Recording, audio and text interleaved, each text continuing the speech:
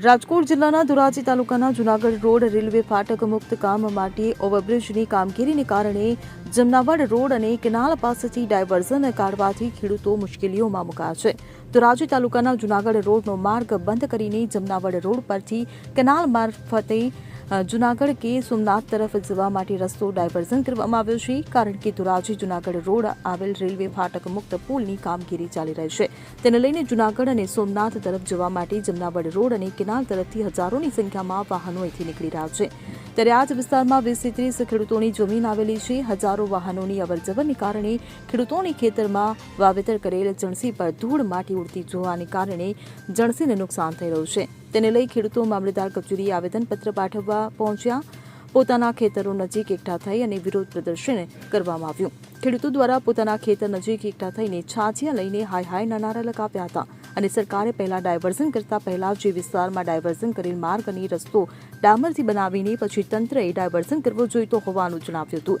ત્યારે હાલ આ જમનાવડ રોડ અને કેનાલ તરફથી જૂનાગઢ તરફ જવા માટેનો ગાળા માર્ગ છે અને ડાયવર્ઝન કરતા તમામ વાહનો અહીંથી ચાલી રહ્યા છે. તેને કારણે 250 થી 300 વીઘા જમીન અને 20 થી 30 ખેડૂતોના પાક અને ઘઉં એરંડા જેવી જણસીને ભારે નુકસાની વેઠવાનો વારો આવ્યો છે. તો ધૂળની ડમરી અને અસહ્ય ધૂળ ઉડતા પાકોને નુકસાન અને લોકોના સ્વાસ્થ્યને પણ નુકસાન પહોંચી રહ્યું છે. તેથી ખેડૂતો દ્વારા ધોરાજીના મામલતદાર કચેરીએ આવેદનપત્ર આપી આ મામલે યોગ્ય કાર્યવાહી કરવામાં આવે તેવી માંગ કરાઈ છે. ધોરાજી જૂનાગઢ રોડ ઉપર જે રેલવેનો પુલ એક બનાવે છે એમાં પબ્લિક અહીંયા હેરાન છે.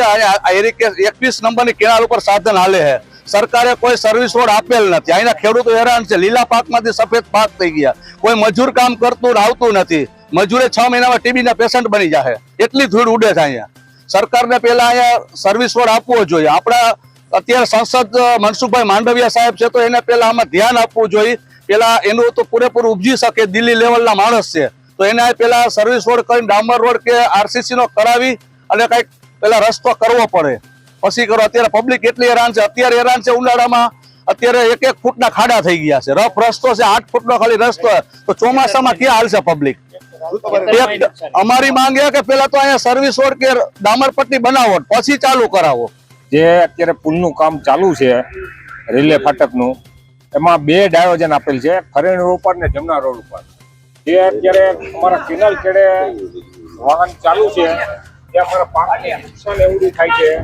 જે અમારા મોલ પટી ગયા હાવ, અમારા હજી મજૂર કોઈ મળતું નથી અને અમારા કેળા હાવ પટી ગયા છે. અમારી એમની માંગણી છે કે ડામર પટ્ટી રોડ બનાવી દઈએ કાં પછી ભારે વાહન બંધ કરાવે. ભારત માતા કી જય.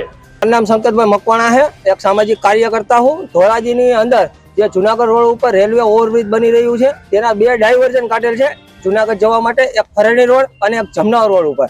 પણ આ ડાયવર્ઝનનો ભારે વાહનો દ્વારા ઉપયોગ થતો નથી અને જમનાવર રોડ પાસેથી જે કેનાલ પાસેથી જે ગાડામાં જે ખેડૂતોને ખેતરે જવા માટે જે રસ્તો છે એનો ભારે વાહનો દ્વારા ઉપયોગ કરવામાં આવે છે, જેના કારણે જે ખેડૂતો છે તેને ત્યાં મજૂરો જતા નથી. ખેડૂતોને ત્યાં જ્યાં કામ કરતા હોય એને શ્વાસ લેવામાં તકલીફ પડી રહી છે અને મુખ્ય જે ખેડૂતો 4 મહિનાની અંદર જે પોતાની મહેનતથી પાક ઉગાડે છે એની અંદર ધૂળના થર જામી ગયા છે, જેના કારણે પૂરેપૂરો પાક નિષ્ફળ જવાની સંભાવના છે.